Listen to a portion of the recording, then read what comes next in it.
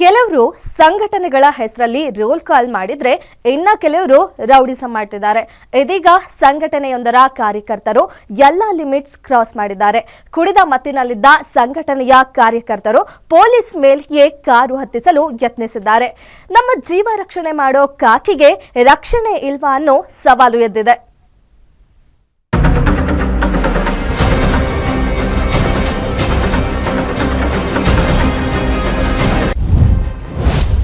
ರಾತ್ರಿ ವೇಳೆ ಕುಡುಕರನ್ನ ಪ್ರಶ್ನೆ ಮಾಡೋದೇ ಅಪರಾಧನ? ಕಾಕಿ ಮೇಲೆಯೇ ಕಾರು ಹತ್ತಿಸೋಕೆ ಕುಡುಕರ ಗ್ಯಾಂಗ್ ಯತ್ನ. ರಾತ್ರಿ ಗಸ್ತಿನಲ್ಲಿದ್ದ ಸಬ್ ಇನ್ಸ್ಪೆಕ್ಟರ್ ಮೇಲೆ ಪುಂಡರ ಗುಂಪು ಕಾರು ಹತ್ತಿಸೋಕೆ ಯತ್ನಿಸಿರುವ ಘಟನೆ ರಾಜಗೋಪಾಲ್ ನಗರ ಠಾಣಾ ವ್ಯಾಪ್ತಿಯಲ್ಲಿ ನಡೆದಿದೆ. ಮೊನ್ನೆ ರಾತ್ರಿ ಬಾಟಲ್ ಕ್ಯಾಪ್ ಬಾರ್ ಮುಂದೆ ಸ್ಕಾರ್ಪಿಯೋ ಕಾರ್ನಲ್ಲಿ 4-5 ಜನ ಎಣ್ಣೆ ಹೊಡಿತಾ ನಿಂತಿದ್ರು.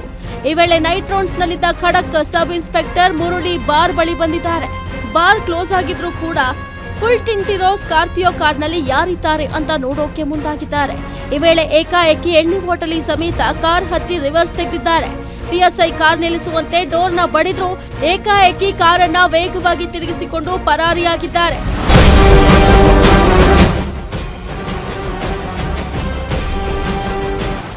ಪಿಎಸ್ಐ ಕೈಗೆ ಗಾಯವಾಗಿದ್ದು ರಕ್ತ ಸುರಿದಿದೆ. ಬಾರ್ನಲ್ಲಿದ್ದ ಸಿಬ್ಬಂದಿ ಫಸ್ಟ್ ಏಡ್ ಮಾಡಿದ್ದಾರೆ. ಘಟನೆಯ ಎಲ್ಲ ಸೀನ್ಗಳು ಬಾರ್ನಲ್ಲಿದ್ದ ಸಿಸಿಟಿವಿಯಲ್ಲಿ ಸೆರೆಯಾಗಿದೆ. ಈ ಬಗ್ಗೆ ಪೊಲೀಸರು ವಿಚಾರಣೆ ನಡೆಸಿದ್ರೆ ಕಾರಿನ ಮೇಲೆ ಜಯ ಕರ್ನಾಟಕ ಸಂಘಟನೆ ಹೆಸರಿದ್ದು ಕಾರು ಜಾನ್ಸನ್ ಅನ್ನೋನಿಗೆ ಸೇರಿದ್ದಾಗಿ ತಿಳಿದು ಬಂದಿದೆ.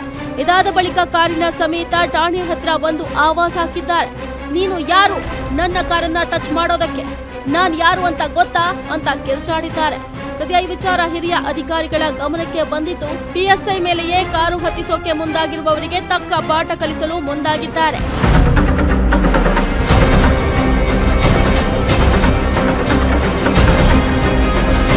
ಒಟ್ನಲ್ಲಿ ಪೊಲೀಸರ ಬಗ್ಗೆ ಭಯ ಹೋಗ್ಲಿ ಅಂತ ಮನೆ ಮನೆಗೆ ಪೊಲೀಸ್, ಜನಸ್ನೇಹಿ ಪೊಲೀಸರು ಅಂತ ಮಾಡಿದ್ದಾರೆ.